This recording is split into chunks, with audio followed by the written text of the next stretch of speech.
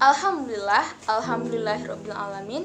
Assalatu wassalamu ala asrofil anbiya'i wal mursalin wa ala alihi wa sahbihi rasulillahi ajmain. Amma ba'du.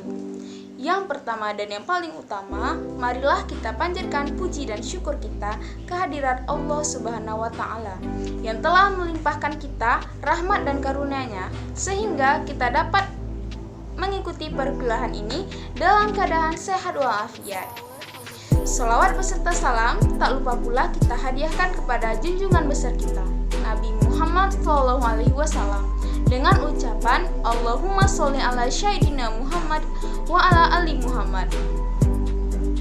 Baiklah, yang kami hormati Ibu Fadilatur Rahmi MPD selaku dosen pengampu mata kuliah bimbingan dan konseling, dan yang saya sayangi teman-teman seperjuangan.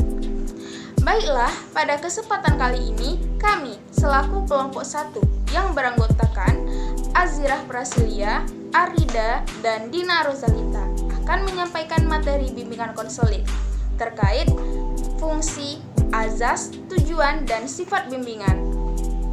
Yang mana pembelajaran kali ini akan membantu kita memahami tentang fungsi, azas, tujuan, dan sifat bimbingan di sekolah dasar, karena kita sebagai calon guru harus tahu dan mengerti tentang kepribadian siswa kita. Baiklah teman-teman, sebelum masuk ke materi, kita harus tahu dulu apa itu bimbingan. Bimbingan merupakan pemberian bantuan dari seorang ahli atau konselor kepada konseli atau klien dalam rangka memahami dirinya, memahami lingkungannya, supaya mandiri atau berani mengambil keputusan dan risiko dari yang dilakukannya. Nah teman-teman, tentang fungsi bimbingan akan dijelaskan oleh Arida. Kepadanya dipersilakan. Baiklah, saya Arida. Saya akan menjelaskan tentang fungsi dan asas-asas dalam bimbingan dan konseling. Di dalam bimbingan dan konseling memiliki beberapa fungsi yang harus dipenuhi saat melaksanakan bimbingan konseling. Yang pertama ada fungsi pemahaman. Fungsi pemahaman yaitu fungsi bimbingan dan konseling yang menghasilkan tentang sesuatu sesuai dengan kepentingan pengembangan peserta didik. Yang kedua ada fungsi preventif, yaitu seorang konselor memberikan bimbingan kepada konseli tentang cara menghindarkan diri dari perbuatan dan kegiatan yang membahayakan dirinya. Yang ketiga ada fungsi pengembangan, yaitu seorang konselor senantiasa berupaya untuk menciptakan lingkungan belajar yang kondusif yang memfasilitasi perkembangan konseli. Yang keempat ada fungsi penyembuhan. Fungsi ini berkaitan erat dengan upaya pemberian bantuan kepada konseli yang telah mengalami masalah, baik itu menyangkut aspek pribadi, sosial, belajar, maupun karir. Yang kelima ada fungsi penyaluran, yaitu fungsi dalam membantu konseli dalam memilih kegiatan ekstrakurikuler, jurusan, program studi, dan menetapkan penguasaan karir dan jabatan yang sesuai dengan minat, bakat, keahlian, dan ciri-ciri kepribadian lainnya. Yang keenam, ada fungsi adaptasi. Fungsi ini membantu para pelaksana pendidikan untuk menyesuaikan program pendidikan terhadap latar belakang pendidikan, minat, kemampuan, dan kebutuhan konseli. Yang ketujuh, ada fungsi penyesuaian. Membantu konseli agar dapat menyesuaikan diri dengan lingkungannya secara dinamis dan konstruktif. Yang kedelapan, ada fungsi perbaikan. Untuk membantu konseli sehingga dapat memperbaiki kekeliruan dalam berpikir dan bertindak. Yang kesembilan, ada fungsi fasilitas. Untuk memberikan kemudahan kepada konseli untuk mencapai pertumbuhan dan perkembangan yang optimal, serasi, selaras, dan seimbang seluruh aspek dalam diri konseling. Yang terakhir ada fungsi pemeliharaan. Fungsi untuk membantu konseling supaya dapat menjaga diri dan mempertahankan situasi kondusif yang telah tercipta dalam dirinya. Selanjutnya, saya akan menjelaskan tentang asas bimbingan. Asas bimbingan dan konseling yaitu ketentuan-ketentuan yang harus diterapkan dalam penyelenggaraan layanan itu. Apabila asas-asas itu diselenggarakan dan diikuti dengan baik, maka dapat diharapkan proses pelayanan pengarahan pada pencapaian tujuan yang diharapkan. Sebaliknya, jika asas itu dilanggar, maka sangat dikhawatirkan kegiatan yang terlaksana itu justru berlawanan dengan tujuan bimbingan dan konseling.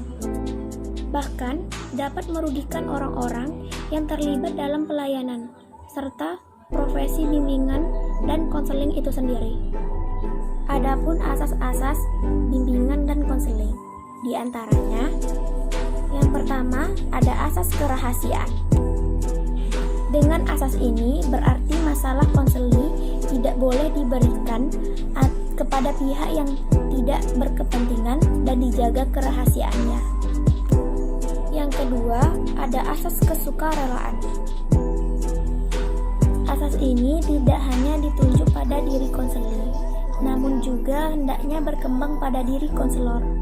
Para konselor hendaknya mampu menghilangkan rasa keterpaksaan pada tugas bimbingan konselingnya. Yang ketiga, ada asas keterbukaan. Bimbingan konseling yang efisien hanya berlangsung dalam suasana keterbukaan, baik dari pihak konselor maupun konseli. Dengan keterbukaan ini, penelaah masalah konseli menjadi lebih mudah. Yang keempat, ada asas kekinian. Masalah konseli yang langsung ditanggulangi melalui upaya bimbingan konseling adalah masalah yang sedang dirasakan sekarang, bukan masalah lampau, maupun dialami di masa yang akan mendatang. Yang kelima, ada asas kemandirian. Dalam memberikan konseling, para konselor hendaknya selalu berusaha menghidupkan kemandirian pada diri konseling. Jangan hendaknya orang yang dibimbing itu tergantung pada orang lain, khususnya konselor sendiri. Yang keenam, ada asas kegiatan.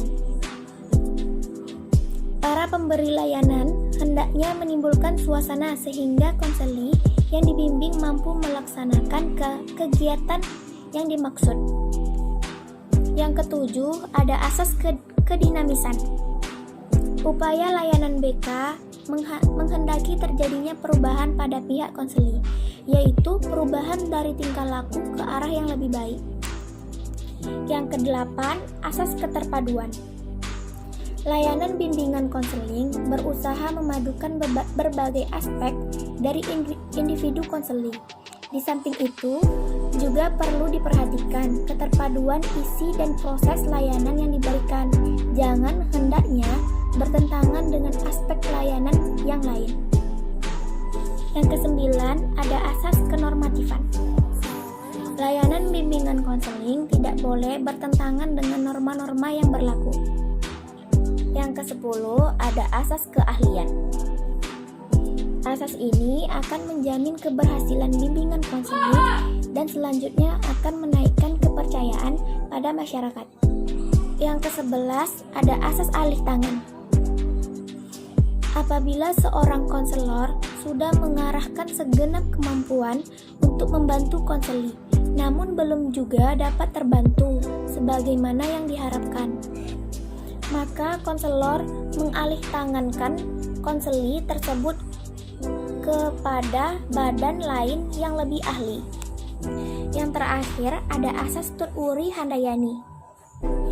Asas ini menunjukkan pada suasana umum yang hendak tercipta dalam rangka hubungan keseluruhan antara konselor dan konseli. Pembahasan selanjutnya akan dijelaskan oleh Dina Rozalita. Kepadanya dipersilakan. Baiklah, saya Dina Rozalita. Di sini saya akan melanjutkan penjelasan yang dijelaskan sebelumnya oleh Arida. tentang tujuan bimbingan. C. Tujuan bimbingan. Tujuan bimbingan dan konseling merupakan pernyataan yang menggambarkan kualitas perilaku atau pribadi siswa yang diharapkan berkembang atau kompetensi siswa melalui berbagai strategi layanan kegiatan yang diprogramkan. Menurut Rahman Nattawijaya, bimbingan dan konseling bertujuan untuk membantu siswa agar memiliki kemampuan untuk mengembangkan potensi dirinya atau menginternalisasi nilai-nilai yang terkandung dalam tugas-tugas perkembangan yang harus dikuasainya. Kemampuan menginternalisasi itu meliputi kepada 3 tahap, diantaranya yaitu 1. Pemahaman atau awareness, yang kedua sikap atau accommodation, dan yang ketiga yaitu keterampilan atau tindakan atau action. Secara khusus, tujuan bimbingan dan konseling di sekolah ialah agar peserta didik dapat A. Mengembangkan seluruh potensinya seoptimal mungkin, B. Mengatasi kesulitan dalam memahami dirinya sendiri, C. Mengatasi kesulitan dalam memahami lingkungannya, dan yang D. Mengatasi kesulitan dan mengidentifikasi dan memecahkan masalah. F. E. Mengatasi kesulitan dalam menyalurkan kemampuan, minat, dan bakatnya dalam bidang pendidikan dan pekerjaan. F. Memperoleh bantuan secara tepat dari pihak-pihak di luar sekolah untuk mengatasi kesulitan-kesulitan yang tidak dapat dipecahkan di sekolah tersebut. Adapun Depdikbud dalam Ngalimun menjelaskan bahwa tujuan pelayanan bimbingan di sekolah dasar adalah untuk membantu siswa agar memenuhi tugas-tugas perkembangannya meliputi aspek sosial pribadi, pendidikan, dan karir sesuai dengan tuntutan lingkungan. Lebih khusus, dijelaskan tujuan masing-masing aspek sebagai berikut. Dalam aspek perkembangan sosial pribadi, layanan bimbingan membantu siswa agar 1. Memiliki pemahaman diri, 2. Mengembangkan sikap positif, 3. Membuat pilihan kegiatan secara sehat, 4. Mampu menghargai orang lain, 5. Memiliki rasa tanggung jawab, 6. Mengembangkan keterampilan hubungan antar pribadi, 7. Dapat menyelesaikan masalah, 8. Dapat membuat keputusan dengan baik. Dalam aspek perkembangan pendidikan, layanan bimbingan membantu siswa agar dapat 1. Menjelaskan cara-cara belajar yang benar, 2. Menetapkan tujuan-tujuan dan rencana pendidikan, 3. Mencapai potensi belajar yang optimal sesuai dengan bakat dan kemampuannya, dan yang keempat, memiliki keterampilan, kemampuan, dan minat dan jenis pekerjaannya. D. Sifat bimbingan. Sifat bimbingan pada sekolah dasar yang mendapatkan prioritas pertama adalah sifat pengembangan dan pencegahan bimbingan dengan memperhatikan asas perbedaan individual dan adanya dorongan anak untuk menjadi matang. Bimbingan berusaha mengembangkan kemampuan intelektual dan sosial anak sehingga mampu mencapai hasil yang maksimal. Fungsi bimbingan diutamakan di sini adalah fungsi adaptif bimbingan. Pembimbing membantu siswa melalui adaptasi pendekatan, metode, dan media mengajar guru dan mempertimbangkan aspek-aspek perbedaan individual yang terpadu tuntutan kelembagaan. Fungsi penyesuaian agaknya menduduki prioritas kedua, yaitu kegiatan membantu murid mengadakan penyesuaian terhadap tuntutan kurikulum, peraturan-peraturan, serta kondisi dan situasi sekolah. Fungsi penyaluran tampak dalam kegiatan membantu siswa untuk dikaitkan dengan kelompok-kelompok belajar, promosi dan non-promosi, serta kelanjutan studi. Teman-teman, kesimpulan yang dapat kita ambil dari materi kali ini adalah bahwa bimbingan itu sama dengan pemberian bantuan kepada seseorang yang membutuhkan bantuan untuk membantu seseorang itu mengatasi masalahnya atau mengungkapkan kemampuan yang dimiliki seseorang tersebut. Nah, bimbingan ini diberikan oleh seorang ahli kepada seseorang yang membutuhkan bimbingan. Dan bimbingan itu juga dapat diartikan sebagai upaya pemberian bantuan kepada peserta didik dalam rangka mencapai perkembangannya yang optimal. Adapun Depdikbud menjelaskan bahwa tujuan bimbingan di sekolah dasar adalah untuk membantu siswa memenuhi tugas-tugas perkembangannya yang meliputi 3 aspek, yaitu aspek sosialnya, pendidikan, dan karir sesuai dengan tuntutan lingkungannya. Bimbingan konseling itu dilengkapi dengan azas-azas yang telah dijelaskan sebelumnya.